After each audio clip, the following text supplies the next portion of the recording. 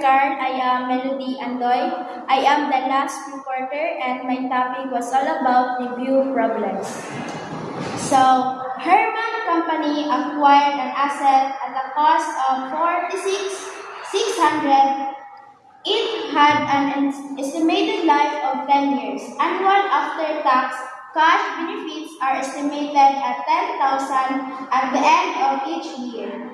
The following amounts appear in the interest table for the present value of an annuity of 1 peso at year-end for 10 years. So, this is the interest rate sa 16%, 18%, 20%. So, ang kani siya ang 16% sa 10 years is mali siya ang 4.83. So, parehasa lang nimo og pag-solve sila tanan. So, the next is determine the maximum interest rate time adjusted rate of return or IRR that could be paid for the capital employed over the life of this asset without loss on this project. So, solution.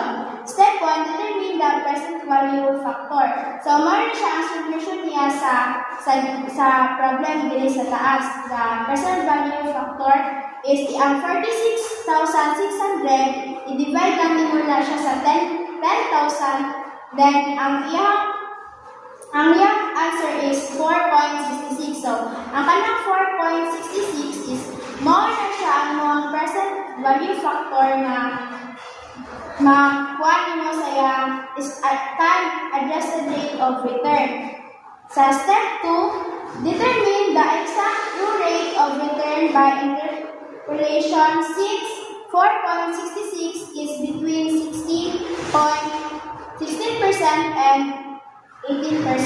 Ang kani siya is i-solve nimo ang kung kinsa ang mas duol diri sa 4.66 is mao to siya ang imuhang kwaon nga formula sa imong present value factor.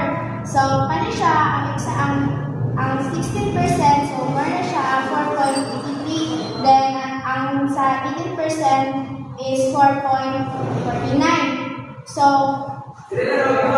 ang 4.83 kay more na siya ang nandiri na siya. Then, ang 4.56